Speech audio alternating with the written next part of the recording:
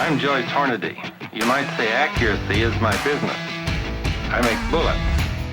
You are listening to the Hornady Podcast. Thanks for joining us and enjoy the show.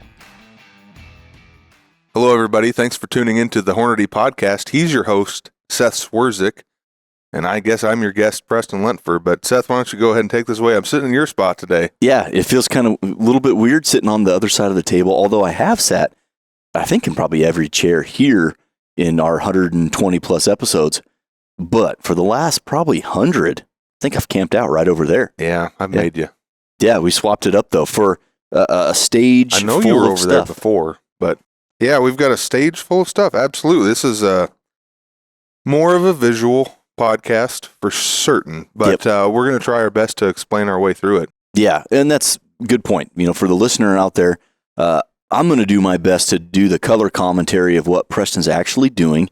But if you can jump on YouTube, you're going to get a much more involved look at what we're doing. And what we're doing, the topic of today's podcast is scope mounting. You know, that's something that we've all done in varying degrees, some of us with more competency than others, and some of us have done it just straight up wrong.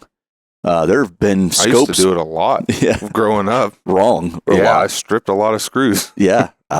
Stuff broken and just misaligned and crooked and not the way it's supposed to be. Well, today with, modern era, the proper way to level and secure a rifle scope onto your firearm, it's never been easier. The tools are, not all of them are inexpensive. Some of them are a little more expensive than others, but they're readily available. Way back in the day, I wouldn't have known where to get an inch-pound torque wrench. Oh, I didn't know they existed. Yeah, neither did I. I knew a torque wrench. Sure. Dad had one in the shop. That 18-inch long lugs handle. on the wheel, So some of this stuff is, I'm going to air quote, newer to the industry, but it's certainly becoming more available. And so before we get started, let's take a look, number one, at what's in front of us with the firearm. And two, let's talk about some of the tools that we have physically here with us. Yep. And then we can also mention some that we don't have with us on the table, but should be part of your kit if you're in the business of, mounting rifle scopes. Yeah. So this is a rifle that I've put together specifically for the Night Force ELR long-range shooting match. So it's not really ELR, it's just very extended range.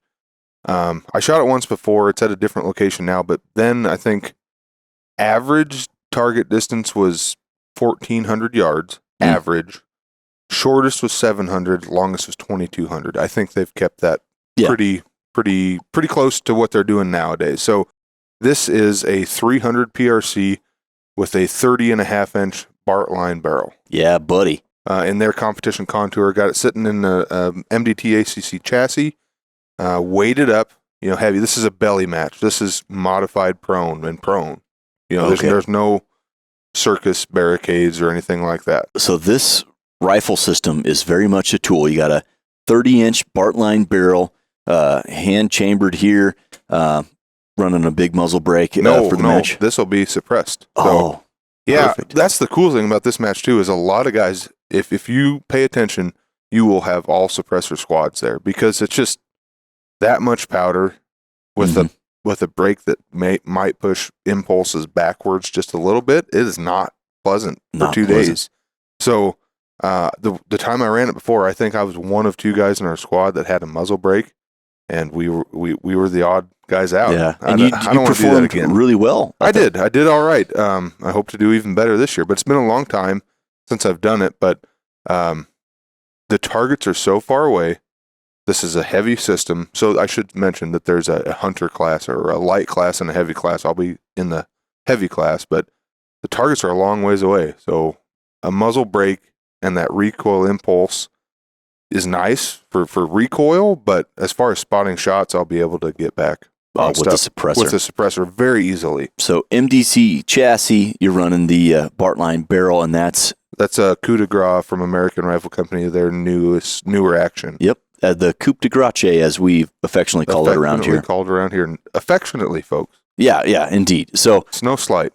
heck of an action, heck of a rifle system that you put together. I see the Trigger Tech Diamond in there. Diamond, yep. And an awesome tool. So if you're going to use a tool like this to compete in something as, I'm going to duplicate this word here, as competitive as the Night Force ELR, I mean, that match, I mean, there is high levels of competition. It's incredible what people can do with a rifle system and a good bullet.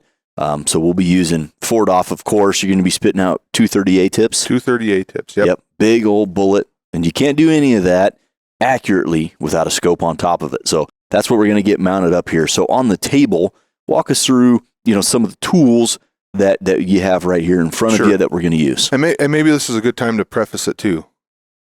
I've mounted hundreds of scopes in my tenure at Hornady. I know you have as well.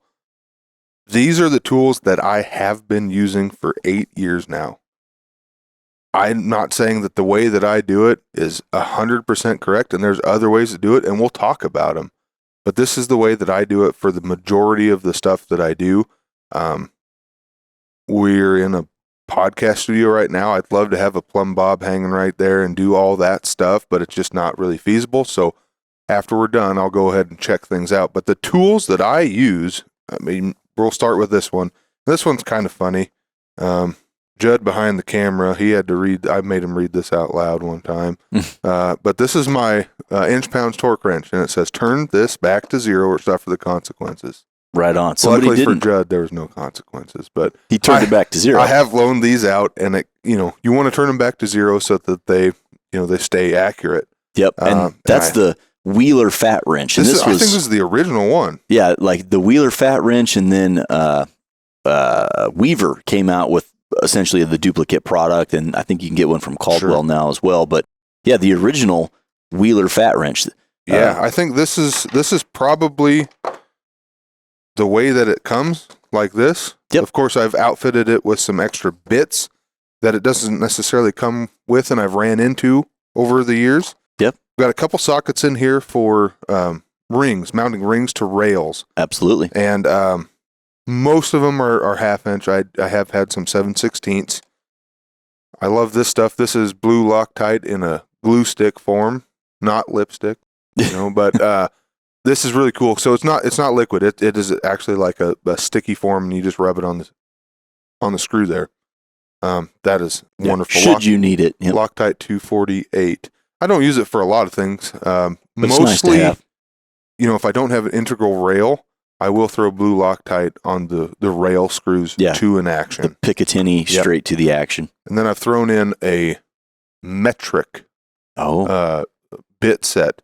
I have, in my younger years, bought some cheaper rings and such, and who knows where it came from, and they've required metric. So this has come in handy in the past, not so much recently. Yep. But a handy little kit there. And again, inch-pound wrench goes from, just a couple, 2-3 inch pounds all the way up to 65. So whether you're putting on scope rings, or you're adjusting a scope turret, or mounting you're an putting an action, right into the stock, inch-pound wrench like that, like the Wheeler fat wrench or whatever, the Weaver. Yeah, you've got the newer set. Yeah, and this is, the newer fat wrench is a digital set. I have here the Wheeler. Well, they have a digital version of this. Yeah. This is an analog version, but that's like, well, I should mention, I use this in the office. What's in my match bag is the Fix-It sticks, and that's handy. It's just a smaller package, very, very high quality as well, and that's kind of what that's. Yeah, the Fix-It sticks are kind of, they created their own little product niche there, and they're fantastic. Yep.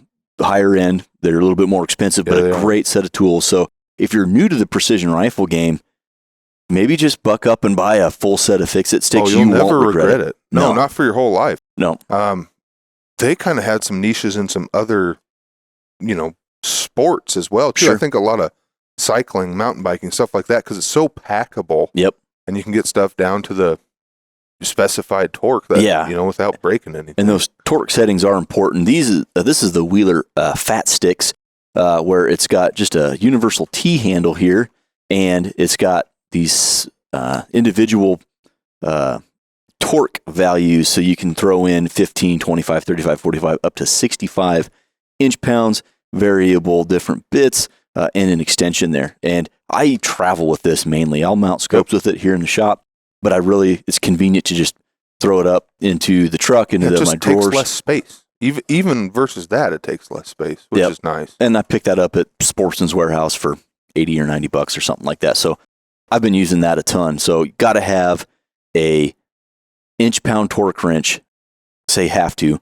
If you're going to do it right, you should have an inch-pound torque wrench of some variety. Hornady V-Match ammunition, loaded exclusively with Hornady ELD VT bullets. The low-drag design of the ELD VT bullets provide high velocity retention and minimal wind deflection. Initial offerings include 22 ARC, 6 ARC, 6mm Creedmoor, 6.5 Grendel, and 6.5 Creedmoor. Elevate your varmint shooting experience, shatter records, and make your mark like never before with V-Match ammunition from Hornady. Yeah, because I guess maybe the reason we should specify why having a torque wrench is so important is every manufacturer of rings and scopes have different torque values. And there has been scopes where if you use another scope's torque value on this other one, you might squeeze the tube and damage some internals. Mm-hmm. So you could actually end up damaging things if you're not torquing them properly. Yep. Or like you mentioned, an inexpensive ring that's maybe not perfectly concentric. So now you're putting a non-concentric ring over what should be a concentric scope tube, and then you're putting an incredibly high amount of torque value into those screws. Could just be bad news. So you definitely want to know where you're at. Yep. And then you don't want to mount things crooked. So got to be level. And I've had these forever. I'd probably like to upgrade these at some point, but this is just I guess the Weaver modular level system. And it's got 2 levels in there. It's got these handy magnetic feet. Sure, that you can move all over the level to match whatever you need to put these in. These will fit in the raceway of a 2-lug action if you got enough room back like here. Like a Remington 700. Right. So two levels is important. I mean, there's 3-level systems out there that are nice too. Don't get me wrong. But this is the way I've been doing it for a long time. Not saying it's perfect, but this is the way I do it. And then this is the cheapest screwdriver set I've ever bought and got the most out of it of any screwdriver set ever. I am missing one bit, but I think this was $6.97 when I got it. I can't remember. Years ago. Yeah, right? Almost a decade. And man, I used the heck out of it. This bit here's been modified. We took that down to the old belt sander and fixed her up. Yeah, so that way it could get down into a hole better. And yeah, I used the heck out of it. And then we did a little video a while back where I walked through scope mounting and setting up a rifle and blah, blah, blah. And we brought this out. Yeah. Now, this was here before I got here. You kind of had your hands on it. Yeah. But this is a precision ground piece of tool steel. Yes. That is literally all it is. This is flat on all sides, parallel on all sides. And on a 2-lug action with raceways, this will fit into the action and set perfectly flat, and then I can level off of it. Mm-hmm. Yeah, and that's big. That's so important that you want to have things controlled and level. And just something small like that, if you have access to it or you could pick one up somewhere, that was just hardened tool steel. And we had Mike Whitey Jensen, who's been on our podcast. Yeah, I mean, that thing is about as parallel as you can get. It is flat as flat can be. Surface grounded. Yeah. So it is perfectly flat and true, and so you can lay it in right on your raceways and level off of that. That's really, really handy. You mentioned the 3-level system. I think that's, if I was going to recommend somebody buy some tools to mount scopes, I'd probably recommend the 3-level system where you take the level and you level your action, either with a piece of tool steel like that or right on the raceways, and then you clamp the level at the muzzle, and that's adjustable. So you make sure those 2 levels are in harmony. Then you can take that one out, and you can always have that reference to go back to hanging out the end of the muzzle. And that's really handy. I've not done that, but maybe if I upgrade these at some point, maybe I'll go with that system. Yep. And then I think this is where maybe we'll get some hate. Maybe I'm not certain, but for eons, if I've got a way to put a bipod on a rifle to mount a scope, that's what I'm going to do, and I'm going to put it in this. This is a protector, bench rest rear bag or whatever it is. This thing's pretty full of sand. Doesn't have a lot of give to it, and obviously the front doesn't either because it's on bipods. That's the way I like to do it. I do have the the Tipton gun vices if there's no way to do this, I'll throw it in the gun vise. Yep. Yeah, the Tipton gun vise is really popular. There's other brands out there now. There's some newer ones. Yeah, like a cradle that just holds your rifle if you're doing, lever action or pump action or something like that. Those are really, really handy. I'm like you, for my precision rifle work, even my hunting rifles, I put a bipod on the front, really heavy sandbag in the rear, and that's how I prefer to do it. Me personally, I feel like there's a lot of people out there that do that. I have also done it in an actual vise. Sure. If you've got like a pattern maker vise or Real Avid has that gunsmithing vise now, you can clamp in there and then use that to get your level. All good ways, but again, the bipod, the sandbag, a classic way. Probably a good point now, before we get started into actually mounting the scope, we're in our podcast studio. There's no live ammunition in the room. The bolt is removed. We got a chamber flag in there, and it seems like it should go without saying, but it's always a friendly reminder.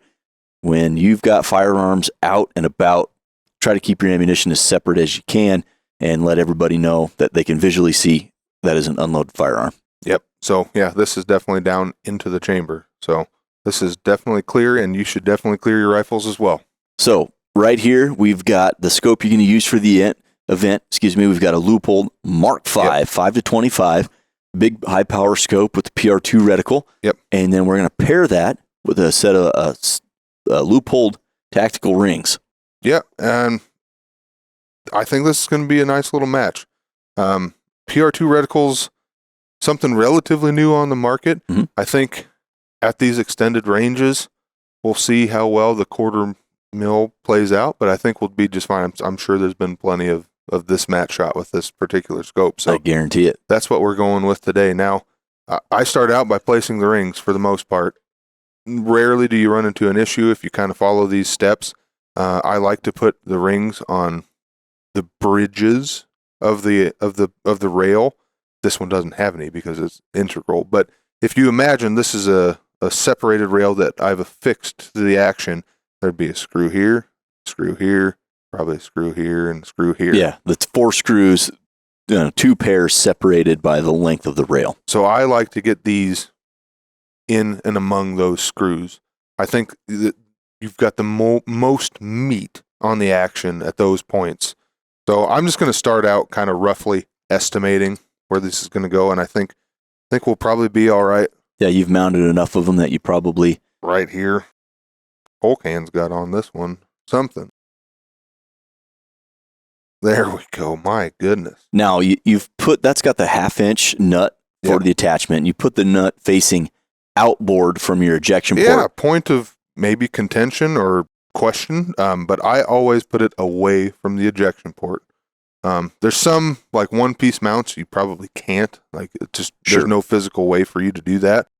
I try to stay away from those myself, but always away from the ejection port. That way, if you're trying to clear, a jam or anything like that, you don't have these nuts in the way here. Perfect. So you put your rings kind of as closely as you can over the bridge or your action screws, if you will. Right. And not going to torque those on yet. Just going to set those on. We're going to take the ring caps off. And now, should note that when I hand tighten these, I had forward pressure on the rings. When the rifle recoils, that way there's no way for that ring to slip. It's already got pressure against the front. The recoil impulse is this way. Yeah. It's got nowhere to go. And when it comes to an abrupt stop, yes, it can't go any further forward. That's a good point.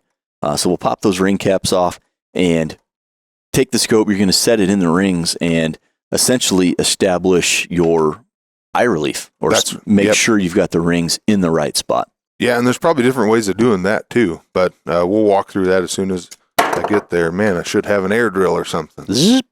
Yeah, that'd be a lot faster, wouldn't it?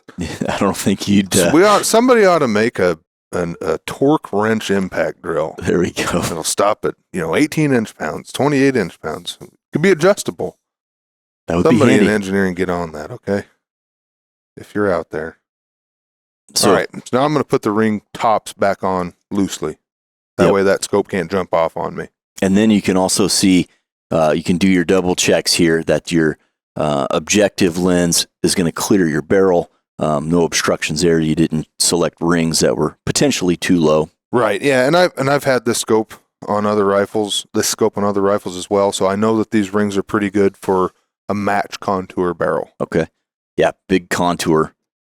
Gonna take the heat up really well in the Wyoming sun. Yeah. And, now this isn't a straight contour barrel. I've ran some straight no contour barrels on some of my match rifles before. And that's obviously, if you go from straight right here all the way out to the end, that's where you'll have clearance issues if you're going to have clearance issues with those rings. Anything smaller, obviously it'd be fine. Okay. But at this point, this is where I establish eye relief. So I'm going to move the rifle forward just a little bit. Now I have this on max magnification. Of course. And then I get behind the rifle here. And at this point, I just reach up and grab the scope. I've got a little bit of a black ring around the very outside of the ocular here. Vignetting.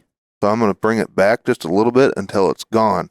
Now, if I close my eyes and come to a comfortable position here, I'd probably do this laying down if I had my druthers, because that's where I'm going to do the majority of this shooting with this rifle. But if I close my eyes and open it up, still have a little bit of vignette. I bring it back to right there. The vignette is gone. Now, if I move it forward, takes a little bit to vignette. If I move it rearward, takes a little bit to vignette. So I'm right where I need to be right now. So I'm going to take a mental note of that scope's placement right now. And it looks like if I just bring it all the way back to where the objective housing starts to grow, that's where I need to be with my eye relief on this scope. Perfect. So now it's time to level. Yep. Now, not to gripe, but if I had to gripe, there's not a lot of good places to level this action. Yeah. It does have an integral rail, which is wonderful, but it's a 3-lug action, so I can't use my fancy tool. And I don't know, there's not a lot of flat places on here. The Hornady Click Adjust Bullet Seating Micrometer. Precisely set bullet seating depth with Click Adjust in 1/1000th of an inch increments and easy to read graduations. It's a quick and easy way to achieve bench rest accuracy and consistency with tactile clicks, just like a Click Adjust scope turret. Easily installed on Hornady custom or match grade seating dies. Take your reloading game to the next level with the Hornady Click Adjust Bullet Seating Micrometer. But that's kind of one of the benefits of buying when you invest in a precision machined, expensive and incredibly high quality action that's got an integral rail like this. If you're going to trust something to be machine true and plumb with the world, It'd be an integral rail that got machined at the same exact time everything else on the action got machined. Exactly. So that's what you'll be referencing as you level your rifle. Now, I have a little bit of OCD, and I'm sure there's a purpose to this, but I can tell right now that this rifle is not sitting flat, so I'm actually going to bring it up a couple notches on the old bipod. Okay. That'll help my OCD. Okay. Yeah, now I feel better too, now that you say that. Yeah. So I'm just going to throw this level in here. Now, this is, like I said, not ideal just because I don't have a lot of places for this to go. And unfortunately for you folks on the camera, it's going to be hard to see this, but if I put this up here, my left line of this bubble is touching the bubble. Mm-hmm. So I guess you could go center if you wanted to, but I would advise that's the purpose of these. Yeah, I think I would advise for those that haven't used levels to mount a rifle scope, don't try to float the bubble in the perfect center of the window there. Yep. If you use that line, that is a solid, repeatable reference line. There is no estimation error on is that centered or not. Yeah, there certainly is if you go for center of bubble. Yeah, so use those lines and level them up in there. So you're going to get the rifle level, and then what's the process? Do you secure the ring to the base? Yep, I definitely need to secure these. I appreciate you reminding me on that. Now, this is a 1/2 inch nut here, so it's got a little 1/4 inch socket adapter that comes with the set. I'm going to crank this up to 45 inch-pounds. It's probably going to be the recommendation on most scope rings to the rail. I think that is the case here. Important note, check when you buy your mounting hardware. This is a whole nother conversation. Yeah. It will tell you in the instructions their recommended torque values. And if they don't, I would recommend you call the manufacturer, because that's an important note, especially, on a ring like this going onto a Picatinny base. Yes, you got some leeway. However, if it was a 6x48 screw that you're trying to do like a one-piece mount, it's going to have a significantly different and more sensitive torque rating. So and there's generalities for whatever size screw it is. This is how much you should use, but put the ball in that court if they don't supply it with you, I say. Yeah, absolutely. Well, in this case, printed clearly in the instructions, so easy to follow that with your torque wrench.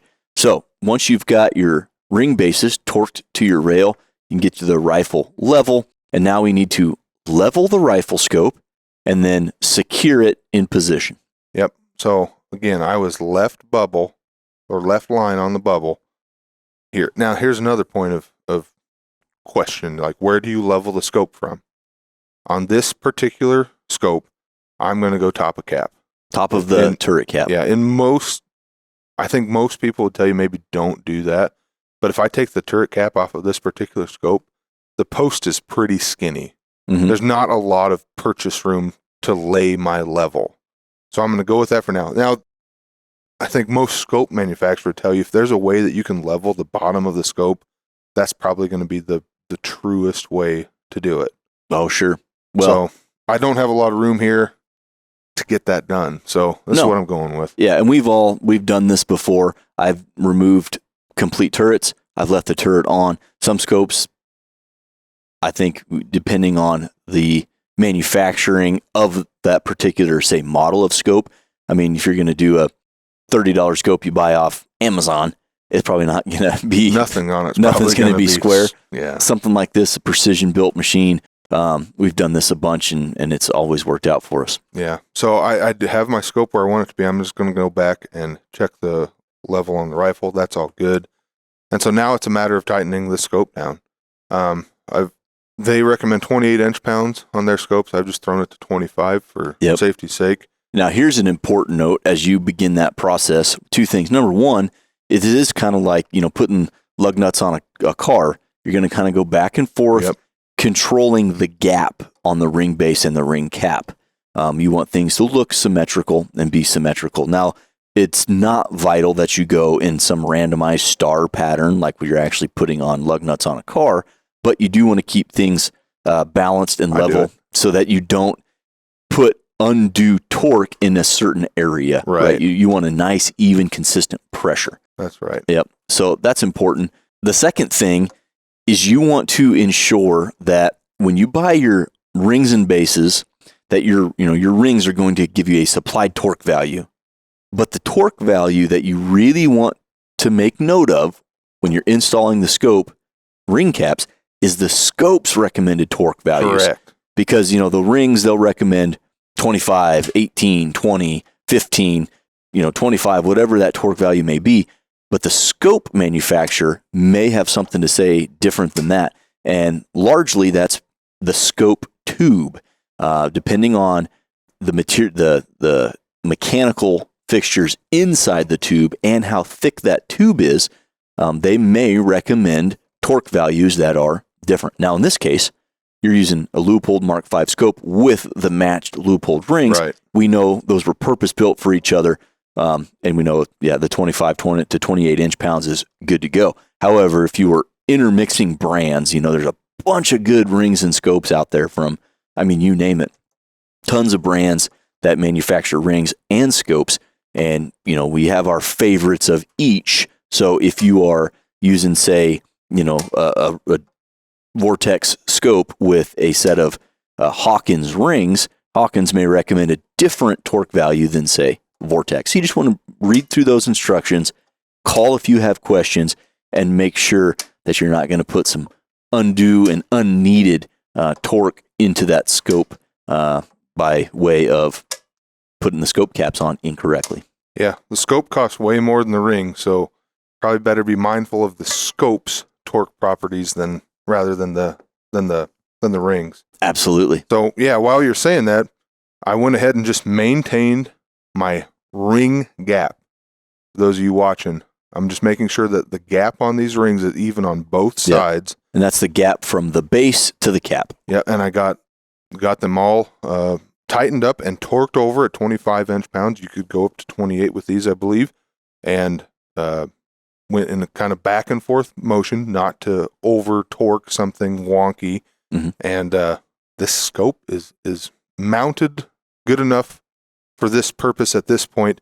I probably will go back once we have a little bit more room and throw up the plumb bob. Yes. And make sure that when this rifle is perfectly level, and I look through this scope at the end of the room at a plumb bob hanging down, that the reticle follows the plumb bob perfectly. Mm-hmm. If it doesn't, I'm going to tweak things a little bit. Yep, and that's a good way. Now, that's a good acid check, but it's also something you can do to mount the scope if you don't have a leveling system.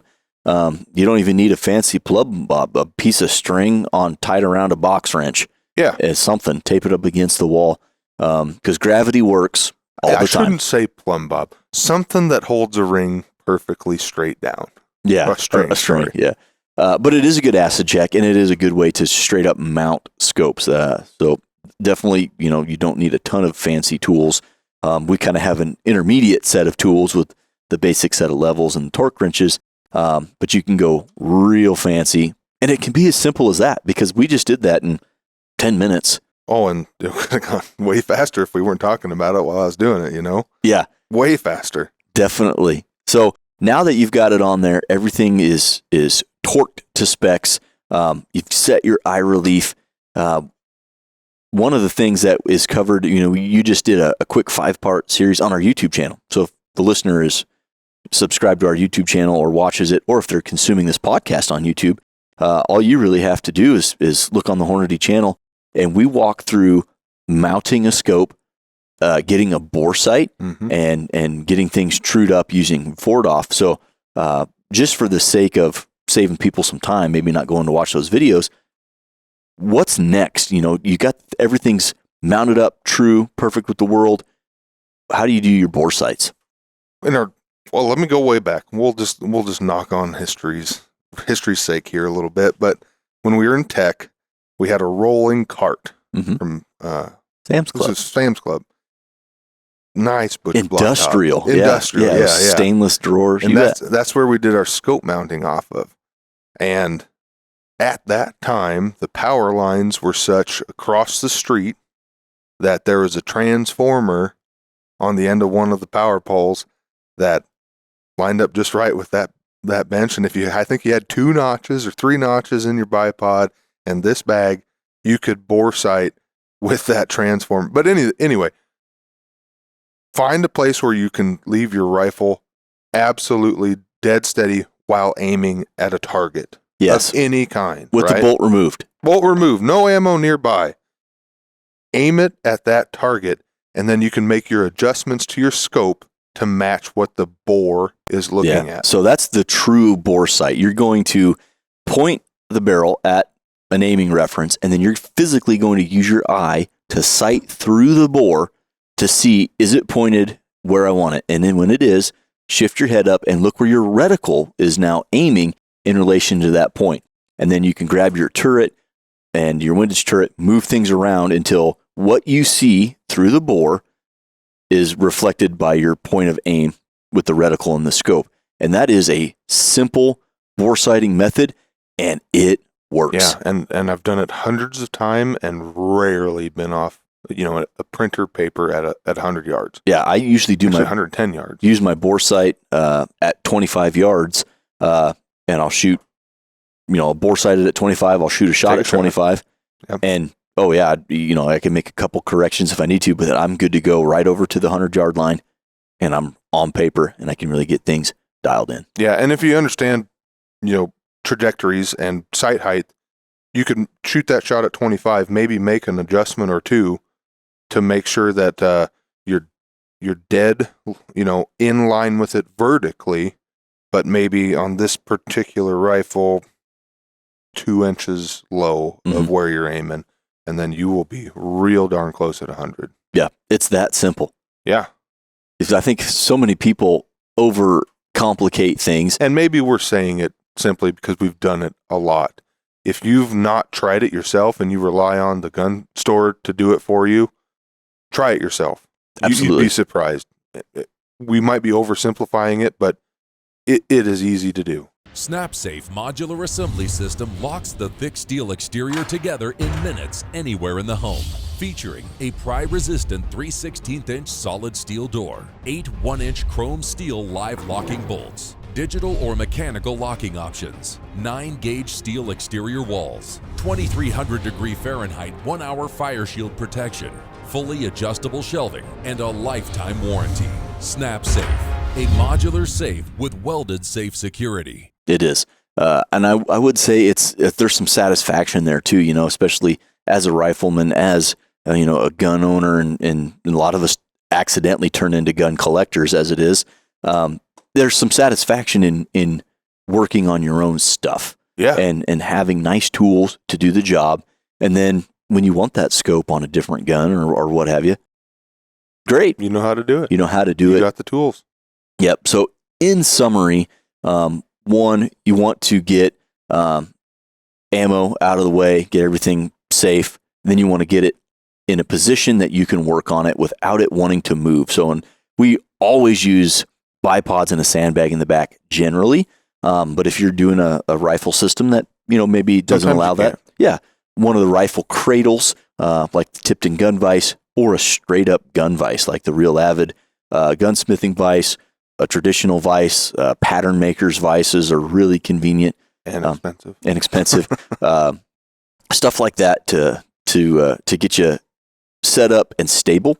Then you're going to install your scope bases to the action loosely at first, and loosely put your scope into the rings, put the caps on loosely so that you can set your eye relief. And you're going to do that on max power. Yep. Once you have that established, Maybe we should explain why. Go ahead. You do that on max power because that's the least forgiving magnification field of view wise that you're going to have on the scope. yeah, It'll be only get better if you go down in magnification. You'll be able to get rid of that vignette. It'll be the worst vignette at max. yes. So the eye relief, much more forgiving at lower power. So you do it at the most difficult setting, which stands to reason. So then you get back to your work position. You get it stable, you get it level. And we're using just a 2-level system, but the 3-level system, Wheeler popularized that with their level system, but there's several of them out there now. So you get the rifle level with the world. You secure your scope bases to their recommended torque value, set your scope up to that proper eye relief, and level your scope. Now that your rifle is level, you need to level the scope to the rifle. And then you begin securing your scope caps, and you're watching your scope ring cap and base gaps. Bring those down, and it's important to check the torque specs, not only with the ring, but also with the scope manufacturer, because different scope tubes and constructions might have different torque values. Yeah, and if you had to follow a general rule, use the ring manufacturer's recommendation for ring to base, and the scope manufacturers for top half of ring to bottom scope of ring. cap. Yeah. Perfect. And once you do that, everything is now level, torque to specs, true with the world, and you're ready to go bore sight it. And after a couple shots fired in a bore sight, you're ready to shoot a group and make a final correction and get this thing truly zeroed.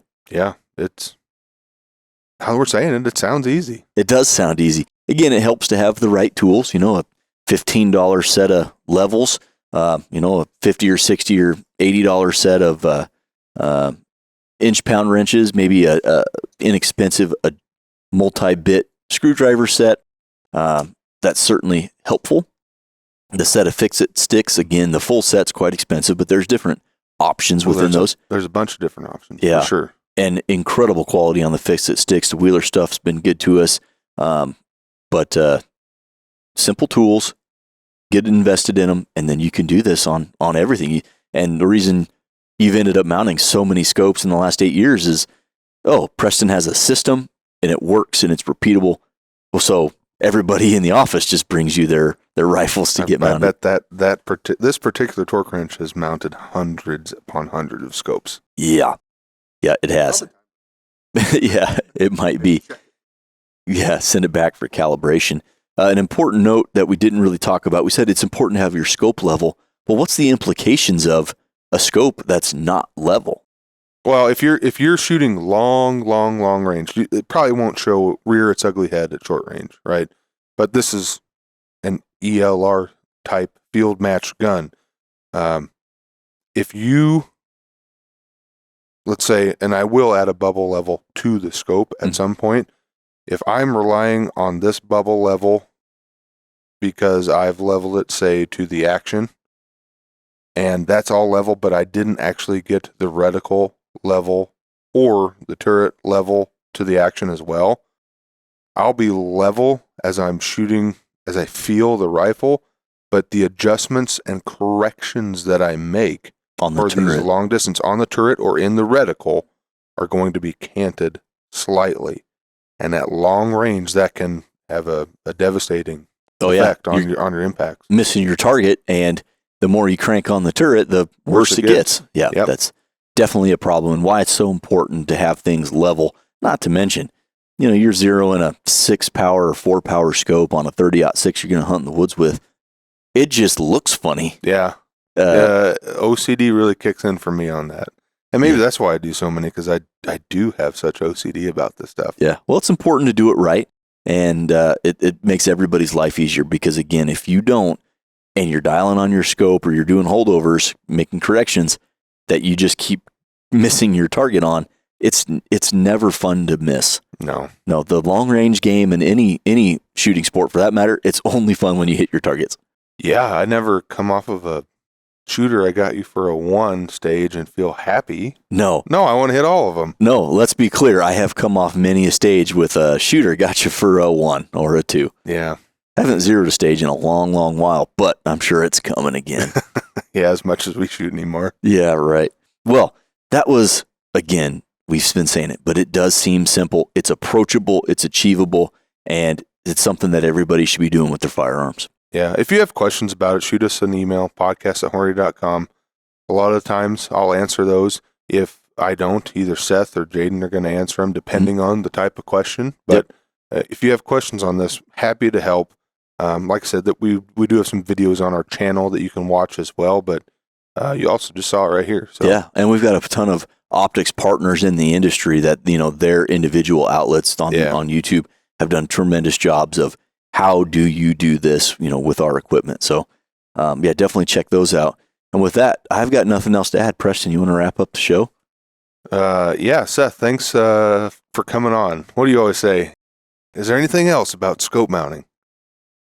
I don't have anything. It's approachable, it's doable, it's something everybody should have the tools to do and get after it. Yeah, well, I probably couldn't summarize it any better than that. All right, guys. Well, I appreciate you sticking with us and learning as we mounted a scope here on the Hornady podcast. Thanks for listening. We'll catch you next time.